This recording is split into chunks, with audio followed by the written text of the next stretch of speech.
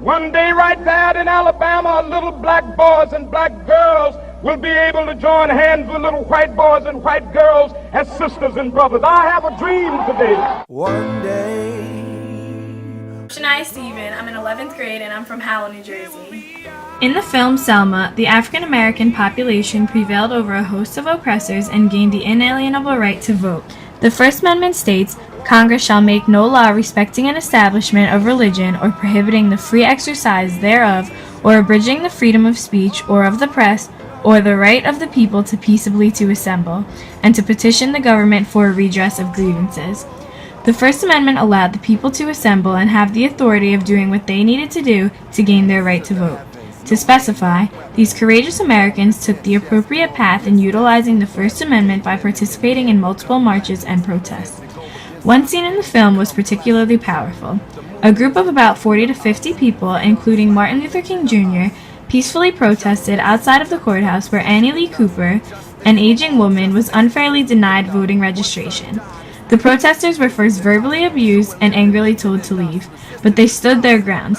They exemplified self-determination through their refusal to accept the unjust laws. They then proceeded to kneel down with their hands on their heads to show that they come in peace.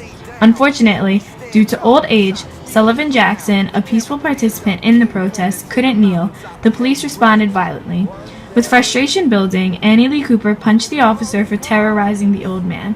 The director, Ava DuVernay, made the choice to place this scene in slow motion as the officer knocks Annie to the ground.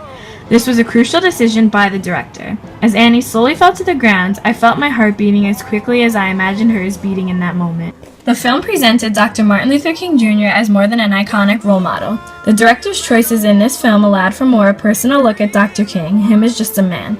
The film presents Dr. King as a person with flaws and hardships, like me. When Coretta, his wife, confronted him about his infidelity, his love for her, and his commitment to his family, I realized in that moment that Dr. King had issues that mimic that of most people. I'm happy the director included this. Now more than ever, I see the potential for a flawed being to succeed. I too can peacefully change the world. I consistently encourage everyone around me of all ages to know their rights and to use our individual freedom in order to make the change in the world in the appropriate manner. I have been working with the Monmouth County Democrats since September 2014, which allows me to express my devotion in making that change peacefully.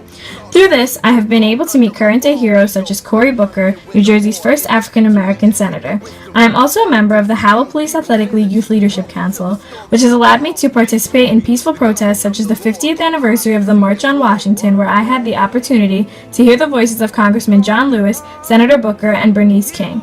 We even traveled to Arkansas to help with tornado relief, but took a moment to visit Little Rock High School, where Little Rock 9 made their historic walk towards integration. Lastly, a recent trip to Atlanta, Georgia exposed me to more historical sites such as Dr. King's childhood home and Ebenezer Baptist Church. These experiences have been of supreme value to my understanding of what it means to understand hardships and to overcome. Today, with a renewed sense of commitment to the spirit of progress and peace, I can more fully understand the meaning of Dr. King's words. Darkness cannot drive out darkness, only light can do that. Hate cannot drive out hate, only love can do that.